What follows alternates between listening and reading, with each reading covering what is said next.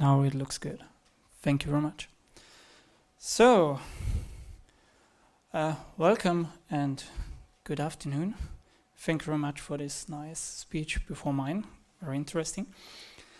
I have now the honor to talk a bit about culture and organization change to support digitalization, specifically in the focus of IT organizations. But before we go into the topic, I work for the company Medal. Does anyone know Medal in this room?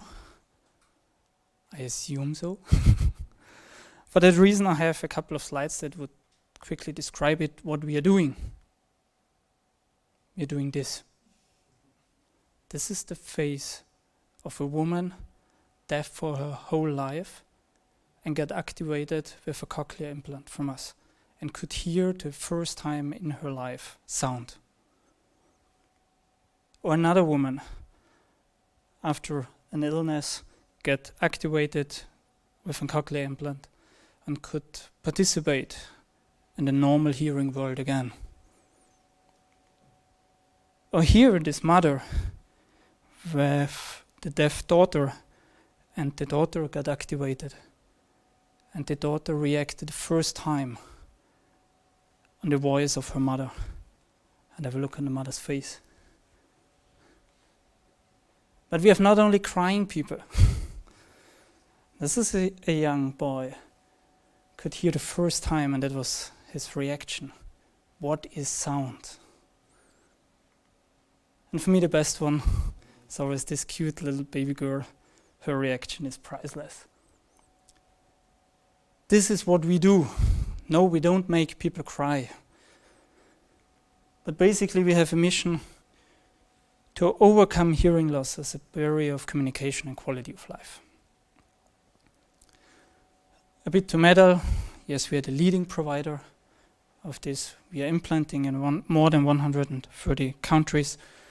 We are worldwide and replace the only sense of the human body that is restorable at the moment. And that's the hearing sense. So far to Medal. Quickly about me. My name is Martin Heirer. I'm the Chief Digital Officer at Medal and responsible basically for every digital agenda at Medal. Or also for the agendas where I'm not responsible for, but digitalization may fix it. So, what qualifies me to stay here and talk about an organization change, and what could we do specifically for IT organizations to support digitalization? Then this is exactly what we did the last 5 years. We run under a massive transformation of a lot of different topics, but basically on the end, a standalone medical device, as it was before, is now a full connected platform and embedded in a full ecosystem in just 5 years. The question is, what is important for a company to run through this kind of transformation? And basically every part of a company is important for it. But I wanted to focus a bit on the IT. Then in my experience, the biggest break in a company, there's a core competence is not IT. The biggest break to transform is the IT. As we heard it before, what is if the IT guys need to break their own company laws to fulfill their job? This is a situation where a lot of companies are in. And this is what we have tried 5 years ago to start changing. And we changed before we started with the change, that's presentations are a good reminder. We need to start with definitions. A professor told me once, and that sticks so to my brain, Martin, what isn't defined doesn't exist. For that reason, let's define first a bit what you're talking about. Batman or Star Wars. Digital transformation. If you run through transformations, the question is, what is a digital transformation? What does it mean? And it can be a lot. It can be a huge difference for different companies. But there are some common grounds. And this is the definition we defined in the board, that this is what we want to do. This is what we are aiming for 5 years ago.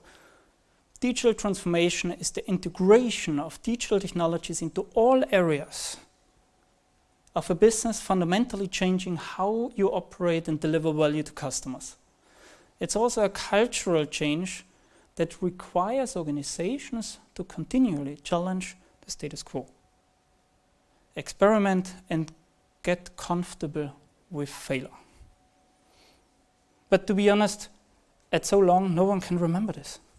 How do you want to run a transformation if no one knows the why?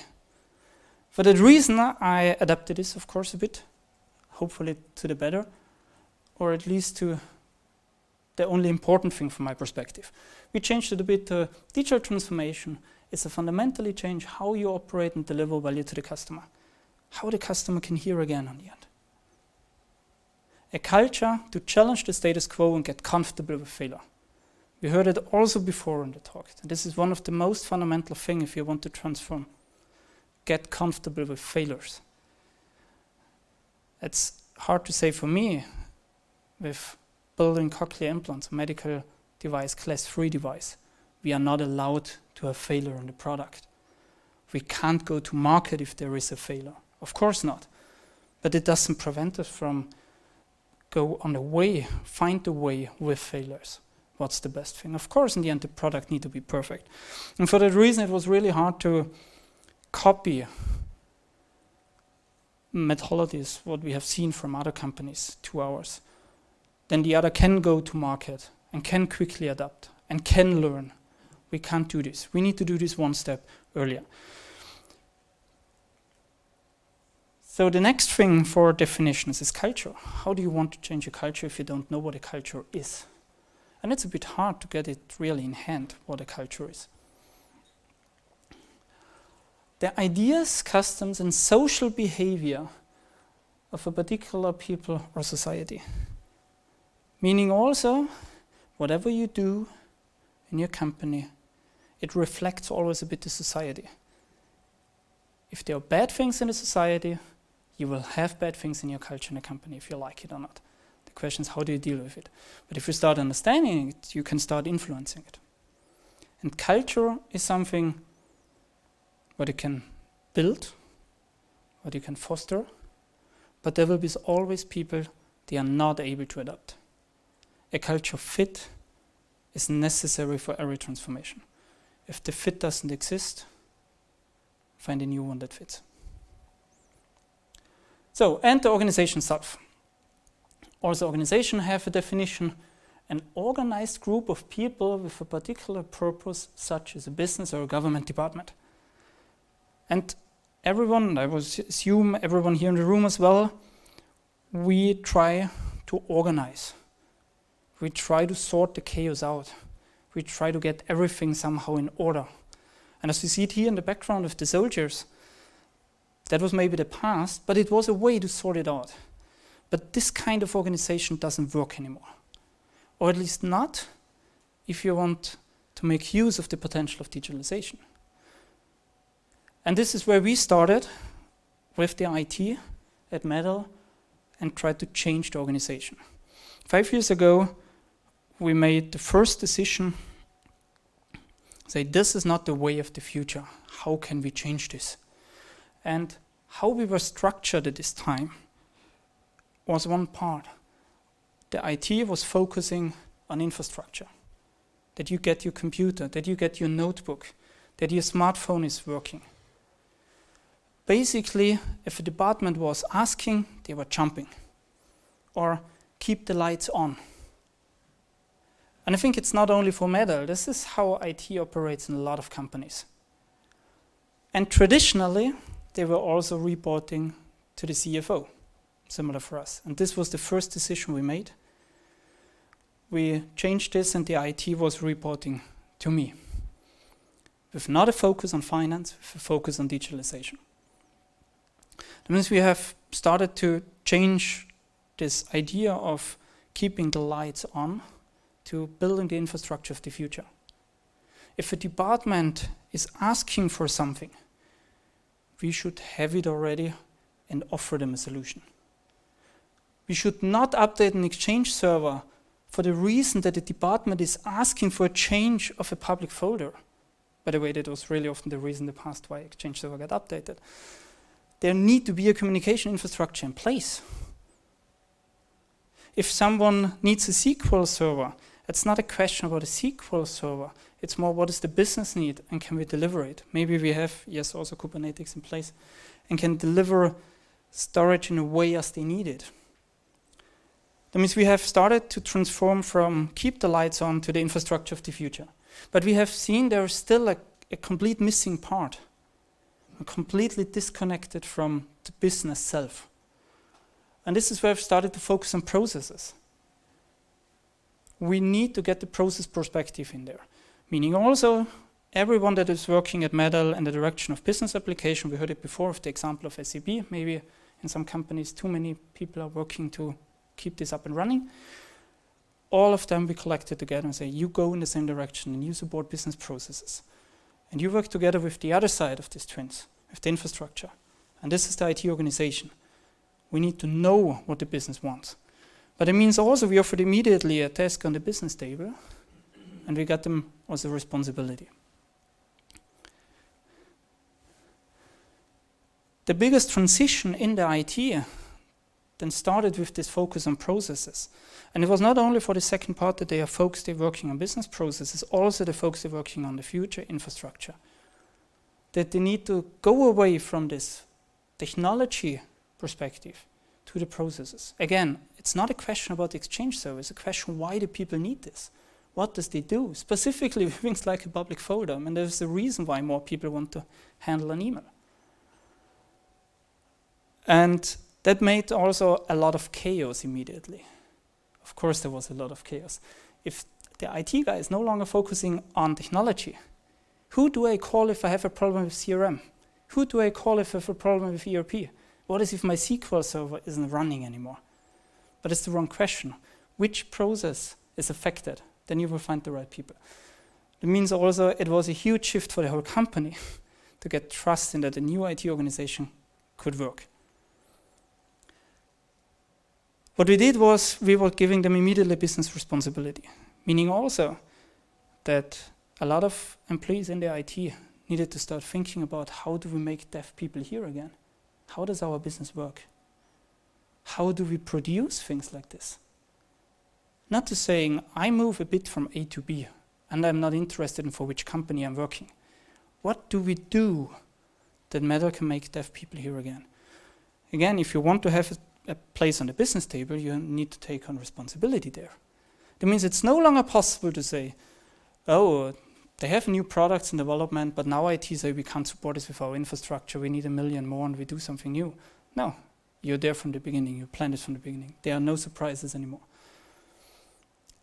And by the way, a lot of people in the IT get afraid of that. They need to take on responsibility. Cross-functional. We heard it today in the morning from T-Systems already, how the structure works a bit based on Spotify. And we had a discussion before also about the same. Of course, we started with the Spotify theory as the majority of the other companies. But in the end, yes, we go to cross-functional teams, meaning also there is no longer that developers talk to developer. Yes, that exists on the coffee break. But they're working on one of the process lines. We clustered process lines together, business processes to process lines, and see process lines like a product. And the product has a roadmap, and the product has a goal, what to fulfill. Of course, we are also included in the product itself, but also all the process perspective we put into the same methodology as you handle normal products. And that leads to very confusing situation in the company. To supervisors, they are no longer responsible for professional matters. To professional leaders, they are not supervisors. To people, they manage, not lead, they manage resources, but have no leading functionality. And of course, that doesn't work in the traditional world. For that reason, of course, we introduced as well agile working, agility. We need to find a way to deal with the situation as any other has as well, more work than we can the demand is higher as we can fulfill. That's for everyone the same. We're a fast-growing company, but we can't hire enough. And if we could hire enough, we would grow faster. It's really easy. In the end, it doesn't work. For that, agility can help a lot. We can break things down. We can have a look on small deliverables. We can still see success in a world where we know not everyone can still hear. People get not frustrated that we are not fast enough. We can demonstrate quick deliveries, also for our own employees. But specifically with leadership, it was less Scrum, as we had again also discussed before already. It was more the mindset of agility. And it was hard to get this in the IT organization. But there were these 5 pillars. They are so important to come to an agile mindset, regardless what you're doing on the end, if it's Scrum or some other methodology. Is it only for software developers or not? Everyone needed to become some certain degree to openness, to new things, figure it out.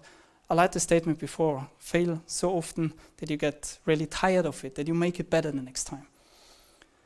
Stay focused. Specifically, if you can't grow fast enough, it's really hard to stay focused. If you focus on your product only, on this process line, and then only in the next release, you can stay focused. And of course, a commitment. And all these changes, this organization changes, lead to this nice picture. And also when it's an iceberg, I like the Pareto principle in general, that this 20-80 rule works pretty well for me in my life. And we can apply it here as well. All these changes now I mentioned are only this top 20%. That sounds so hard, and it is so hard. It is also so hard to make sure that people start living agility in a company. But it's only this 20%. And I pointed here quickly out, yes, a clear org chart. We reduced hierarchies, cross-functional. Supervisors are no longer professional responsible person, and so on. We had clear meeting structures now, that people don't run around and sit only in meetings, that they can really work. But all of this doesn't help. And by the way, it took us exactly that way. We started with the organization first, and then we realized, oh, it doesn't help at all. And then we realized the only really important factor that maybe we should start with is culture. And again, culture is a bit of a reflection of the society. It means it's something that is really hard to get in hand and hard to adapt. But we also thought really hard about it, how we can influence culture, and we came up with 3 pillars. We came up with a personality, a medal personality. Values and rituals. Rituals, of course, also sometimes mirrored and reflected with what we know from Scrum. But rituals for us, how do we want to work together? In Germany, in Austria, we have things like Christmas, what everyone celebrates. We have Easter, that things that give people really stability in life. Maybe they don't believe in it, but they know there are some certain rules and some certain rituals. And we started to develop some for ourselves. Let's have a look on personality. What is the personality we want to be? And that's a really hard thing. And it's not how do I want to work with others. What's the personality I would expect from myself? And we came up with this here. Be pioneers. Of course, we make deaf people hear again. We can restore a sense of a body. If we are not pioneers, who else should be? But it means also we make decisions in this direction. We go the path but no one else was going before. There are uncertainties.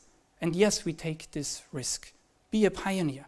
In the IT, don't believe in what an SAP key account manager is selling you. Find the better way, maybe. The same passionate. Of course, if you're not connected to what we are doing, if you don't want to help people, find a job in a different industry. Innovative, research-based. And research-based is something that's very interesting for IT departments. I have never seen an part of companies like the IT, they rely on gut feeling. Why? The head of IT said, I believe that's the next thing. They are the only one that's sitting on all the data and they don't make use of it. Makes things data-driven. And of course, in our field, it's mainly based on research. Knowledgeable and professional. And by the way, that helps a lot. Also, we have conflicts in the company, of course. But things like remind the people on our personality if they got an angry email and want to answer immediately. And only ask the question, is this professional if I would answer what I wanted to answer now? And it helps a lot. And not only the personality, what I want, how I want to be, we have values. What has a value for us? And this is even easier than before. Then we only want to be reliable, loyal, honest, creative, and ethical. It's so easier. By the way, it's a bit hard to make a job advertisement with that. No one is applying then. Respect each other and be a team player. I think that's values that could apply to every company. And basically it should apply anyway to everyone in the society, everyone living in a country. But it's not. And for that reason, we try to force this and make sure that everyone lives the values. And the last thing, the last pillar we have seen before, are the rituals. And rituals is a very, I think that's the hardest topic of all of them. Then it's something it's not done if you set this. Continuity, as I mentioned. We need to find this world with this high pace. We need to find a way that they have stability. As my example was before with Christmas. Christmas is coming with or without COVID. That was clear. We need to provide similar things in a company. That regardless what we're doing, regardless how we can maybe stimulate the nerve, the brain directly in the future, it doesn't matter. We will have things that people can trust that we do always the same way. Otherwise, they will not go the change with you. Down hall. Of course, we make down hall meetings. And it's not so important that we call this down hall. It's much more important that everyone, every month, we have meeting from the top management with every single person in the company. And every single person in the company can ask a question. Regardless, maybe as a manager, how stupid you think they are. And yes, you have to answer this in front of all of them. And this fosters trust, that people can ask, why do we do this? Why is this important? Why should we change? And again, it's usually an easy thing for me to remind the people on the emotion of the faces you can see when people can hear again. And this is the reason why we do things. Employee engagement. That's also a funny and a fancy buzzword at the moment. There exist tons of tools, and I don't believe in any of them. It's really more that they can start aligning the values and what they do with the company.